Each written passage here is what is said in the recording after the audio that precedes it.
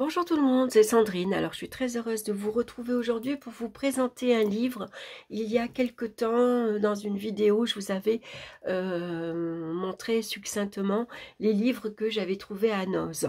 Donc je vous montre aujourd'hui le premier livre, c'est Le balcon de sorcières au fil des saisons et des sabbats aux éditions Rustica et c'est de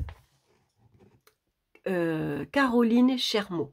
Voilà, donc c'est un livre bien sûr très intéressant, basé sur les plantes. Et puis si vous avez un jardin avec des légumes également. Donc on va le regarder, il est assez sympa la couverture, j'aime beaucoup. C'est joliment illustré.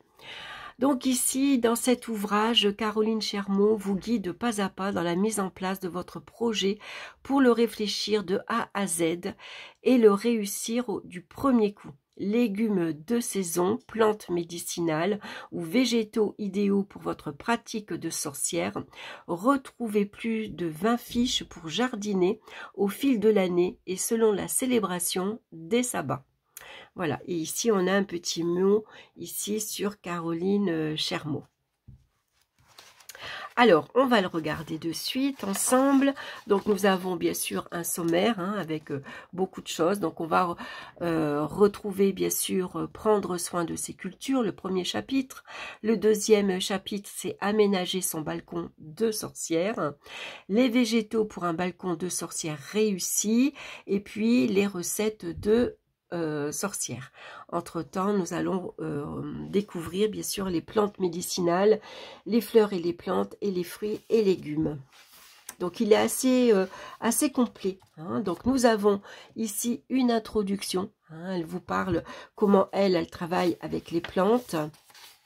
Donc ici le premier chapitre, c'est prendre soin de ses cultures. Donc comment pensent les végétaux ici. Ensuite, avec leur émotion également. Le cycle lunaire chez les végétaux. Donc ici, on a un petit texte avec les hommes et la lune. Ensuite, les différentes phases de la lune, ce qui est important, bien sûr, quand on veut cultiver des fruits et légumes. Et puis là, on va retrouver la lune montante ou ascendante et la lune descendante ou décroissante. Voilà, donc on va retrouver, bien sûr, les différents schémas de la lune. Donc, des jours particuliers, on a les jours feuilles sont dominés par le passage de la lune dans les constellations de l'eau. On va retrouver les jours fleurs dominés par le passage de la lune dans les constellations de l'air. Donc ici, ça correspond donc aux signes astrologiques. Donc le passage de l'eau dans les constellations du poisson, du cancer et du scorpion. Dans les constellations de l'air, on va retrouver les signes du Verseau, Gémeaux, Balance. Les jours fruits dominés par le passage de la Lune dans les constellations du feu, Bélier, Lion, Sagittaire. Et puis les jours racines dominés par le passage de la Lune dans les constellations de la Terre, donc Capricorne, Taureau et Vierge. Donc ici, ce sera des périodes idéales pour semer et planter les légumes racines et les plantes à bulbes. À chaque fois, elle vous dit bien sûr la correspondance. Je vous lis pas tout, sinon il y aura plus de choses à découvrir. Donc, les soins et engrais naturels. Donc ici, ce qui est intéressant, j'ai trouvé cette partie-là super parce qu'elle va nous parler des peaux de banane qu'on n'utilise pas. Enfin, en tout cas, moi, j'utilisais pas. Le marc de café, les coquilles d'œufs. On peut utiliser également les huiles essentielles. Voilà, ça c'est des composants en fait naturels qui peuvent venir accélérer la croissance en fait de la plante. Et puis on a les fertilisants et les engrais, donc l'eau de cuisson des légumes et des œufs. Et les sachets de thé également qu'on va pouvoir utiliser. Le purin d'ortie et le purin de consoude, pardon. Donc moi ça je connaissais pas et j'ai trouvé ça super chouette. Voilà comment on va utiliser par exemple pour la mare de café, l'azote, le potassium et le phosphore que contient le marc de café permettront d'enrichir la terre, d'en augmenter l'acidité et de favoriser la croissance des plantes. Voilà, j'ai trouvé ça chouette. Donc ensuite, on va retrouver les cristaux et les plantes également. Les pierres et cristaux sont bénéfiques pour le corps et l'esprit des êtres humains. En amenant bien-être et ouverture au monde spirituel, il participe à une vie plus enracinée, plus équilibrée et donc plus harmonieuse. Donc ici, on a les origines, bien sûr, des pierres. Hein. Et puis, voilà, les pierres utiles pour vos plantes. Donc, elle vous en cite plusieurs. Hein. On les a d'ailleurs ici, elle vous les montre en photo. Donc, on a le cristal de roche, l'agate mousse, la malachite, la calcite verte, la shungite, la citrine naturelle, le jaspe rouge, la cornaline. Donc, à chaque fois, bien sûr, où les mettre. Hein, et qu'est-ce qu'elle va apporter à la plante. Choisir ses graines et démarrer ses semis. Hein. Donc ici, comment travailler avec une petite serre. Vous voyez, en plus, il est joliment illustré. Sélectionner ses contenants et son terreau, bien sûr. Bien choisir ses graines. Ensuite, on va avoir le deuxième chapitre, c'est aménager son balcon de sorcière. Donc, pour bien démarrer, donc un moment de réflexion et de planification, hein, comment on va organiser généralement son espace. Hein, souvent, un balcon est petit, donc elle vous donne ici quelques astuces. Par exemple, hein, pour un appartement, si la terrasse donne directement sur la rue, par exemple. Hein. Quelques exemples d'étiquettes à faire soi-même. Donc ici, on peut utiliser des bâtons de ski, un bouchon de liège planté sur un bâton en bois, une pince à linge accrochée sur une petite branche en bois assez fine, des petits galets plats trouvés par exemple sur la plage, de jolies étiquettes cartonnées, de l'argile auto-durcissante et de vieilles cuillères à soupe usagées. Voilà, c'est pour faire vos petites étiquettes pour reconnaître vos plantes. L'importance de l'orientation. Également, hein, bien sûr. Donc, si votre balcon est exposé au nord, à l'ouest, l'est ou le sud, ici, les besoins en eau. Hein. Donc, elle vous met des petits encadrés à chaque fois pour dire ce qui est important, à quoi il faut faire attention. Et puis ici, attention au vent, bien sûr, si votre balcon est exposé plein vent. Hein. Donc, elle va nous parler ensuite de l'arrosage, de l'eau et des pots, eau et chaleur en cas d'absence. Hein, ici, comment on peut faire comment dire, un petit arrosage avec voilà, des petits... on peut utiliser donc les gels hydro-rétenteurs, les pots à réserve d'eau, les arrosoirs automatiques, bien sûr, et la bouteille en cône en céramique. Hein, voilà. Ensuite, les étagères verticales et potagers suspendus. Donc, le recyclage, le jardin suspendu, hein, qu'est-ce qu'on peut utiliser ici? Hein, on peut utiliser aussi des palettes. Hein, les palettes, ça a plusieurs étagères, hein, donc pourquoi pas. Et puis ici, vous voyez, on a un petit jardin suspendu qu'on voit ici, avec des noix, avec, comment dire, comment ça s'appelle? C'est pas des noix, c'est pas des coquilles, c'est les noix de coco, hein, voilà, quand elles sont vides. Voilà, on en trouve parfois à Noz. J'en ai déjà trouvé à Noz, elles sont déjà creusées. Et puis souvent, vous avez déjà la corde pour les suspendre. Donc, de la vie sur le balcon, bah, bien sûr, les petits oiseaux vont arriver, des abeilles également, en fonction des fleurs que vous allez mettre. Hein, donc, on peut même leur mettre une petite maison, pourquoi pas. Un mini compost et lombricompostage. Donc, ce qu'on va retrouver dans le compost, hein, ce qu'on peut mettre, donc les épluchures et trognons de fruits et de légumes, des fleurs fanées, la mare de café et filtre en papier qui font partie des matières équilibrées et des feuilles de thé et tisane. Voyez comment on peut faire un compost. Donc, une forêt sur le balcon, hein, prévoir et entretenir un terrarium.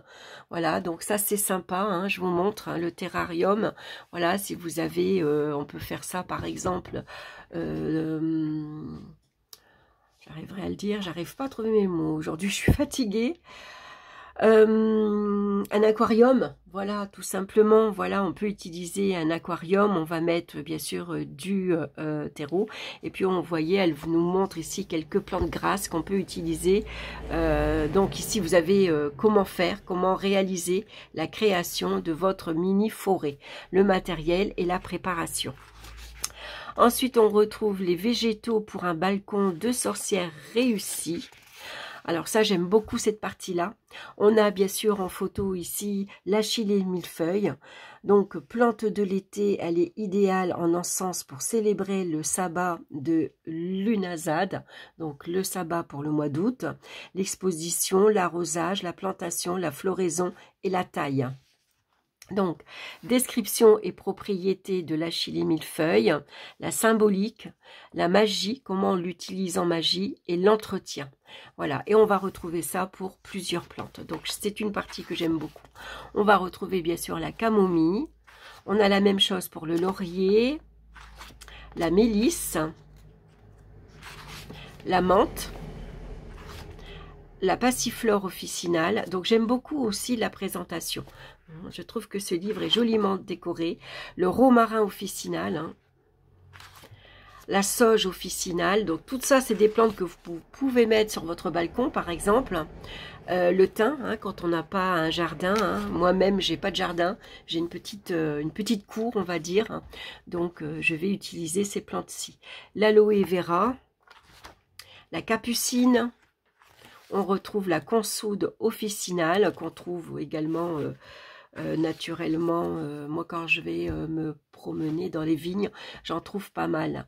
La fougère, on a également le lilas, la lavande, bien sûr, la rose, la grande ortie, les champignons, la citrouille, bien sûr, hein, ça c'est de saison, le fraisier. On va retrouver maintenant le framboisier, la même chose pour les tomates, la vigne. Donc en magie, par exemple, la vigne, déposer une racine de vigne blanche dans le bain d'un enfant le rendrait tout frisé. Si le 1er janvier on savoure le raisin blanc, cela portera bonheur pour l'année dans le Bourbonnais. Mais c'est valable aussi dans le sud, partout où vous avez des vignes, hein. Voilà, et puis ensuite on va retrouver donc quelques recettes de sorcières, hein, donc baume de consoude. Donc ici vous avez les ingrédients et puis bien sûr comment vous allez procéder, hein. L'eau florale de rose, la soupe d'ortie, le gel d'aloe vera. On va ensuite retrouver la confiture de fraises et de framboises aux épices et la limonade de fleurs de lilas. Voilà, avec toutes les recettes, les ingrédients qu'on a besoin. Et puis ici, on a quelques livres pour aller plus loin, hein. Voilà, donc je le trouve très très sympathique, voilà, très intéressant. C'est des petites recettes très faciles à réaliser, les ingrédients qu'on trouve également facilement.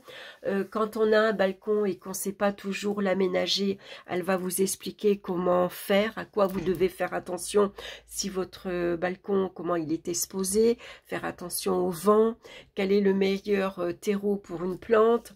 On va voir également qu'on peut utiliser comme les plantes qu'on utilise pour le thé, qu'on va récupérer, qu'on ne va pas jeter. Le marc de café qu'on a l'habitude, même si vous avez une Senseo, hein, moi-même par exemple, vous voyez, je vais vous donner une recette, moi-même pour faire un gommage du visage, je vais utiliser les capsules de Senseo. Quand j'ai bu mon café, je vais récupérer ma petite capsule, je vais l'ouvrir. Dans une petite tasse, je vais verser donc la mare de café, hein, qui est toute noire, qui est toute humide. Je vais mettre un tout petit peu d'huile d'olive, hein, il faut que ça fasse une pâte. Et puis je vais l'étaler sur mon visage. Donc je vais, avec des petits cercles, je vais masser mon visage. Ça va me faire un bon gommage. Votre visage est plus lumineux, ensuite, et puis vous allez voir comme votre peau va être toute douce. Donc vous voyez, voilà comment on peut faire un gommage naturel avec son café. Hein, même si vous faites dans une cafetière ordinaire, hein, gardez votre marque de café et faites-vous un gommage. Alors après, ne le gardez pas, vous le jetez parce que après le marc de café est moisi. Hein. Mais on va l'utiliser par contre pour les plantes. Hein. Donc on va utiliser les coquilles d'œufs aussi qu'on jette généralement, qu'on va garder. On va faire son propre compost. Moi-même, j'ai gardé une vieille poubelle et je mets mes épluchures, pommes de terre, carottes, poireaux, légumes, voilà. Hein, et je m'en sers ensuite pour faire que je vais mélanger au terreau. Et quand je vais planter mes plantes, quand je vais les rempoter, bah, je vais utiliser donc ce compost. Voilà, donc je trouve que ce livre est très bien fait, ça donne beaucoup d'idées, il est facile à lire, et puis je le trouve également très beau. Hein. Voilà, et puis bien sûr, on va pouvoir utiliser certaines plantes pour les sabbats, comment les utiliser en magie, et puis ce que ça peut également nous apporter à nous. Hein. Donc les plantes, à l'intérieur, on va en prendre soin en leur parlant, en leur mettant de la musique, par exemple, hein, parce que les plantes sont très réceptives, elles sont très sensibles à vos états d'âme, finalement, hein, à votre bien-être à vous. Et puis, elles sont réceptives également à tout ce qui se passe à l'extérieur. Voilà, bah, écoutez, j'espère que cette vidéo vous aura plu. Donc, je vous rappelle que je l'ai trouvée chez Noz. Alors, ça fait un petit moment, ça fait bien 15 jours maintenant, donc allez voir, peut-être il y est encore. Voilà, sinon on peut le trouver, je pense, on peut le commander à Cultura ou sur Amazon. Hein. Donc, c'est aux éditions Rustica, Balcon de sorcières au fil des saisons et des sabbats, de Caroline Chermont. Hein. Et d'ailleurs, on la retrouve ici, à la fin, on a un petit mot sur l'autrice, hein. Passionnée par les savoirs ancestraux, petite fille de coupeur de feu et artiste, Caroline Chermont baigne depuis l'enfance dans un univers de magie et de nature. Reliée au monde minéral, végétal et animal, elle est aujourd'hui spécialisée dans le développement personnel et d'aide à travers les cristaux, les plantes médicinales et la thérapie holistique, à la guérison de l'âme, au bien-être féminin, ainsi qu'à la connaissance de son propre cheminement dans un but d'évolution personnelle et d'harmonie du cœur comme de l'esprit. Voilà. Mais écoutez, je m'arrête là. En tout cas, merci d'avoir suivi cette vidéo. Bien sûr, comme d'habitude, hein, n'hésitez pas à liker, à partager, à me laisser vos commentaires. Je vous embrasse, je vous souhaite une excellente journée et on se retrouve très bientôt pour d'autres vidéos. Bye bye!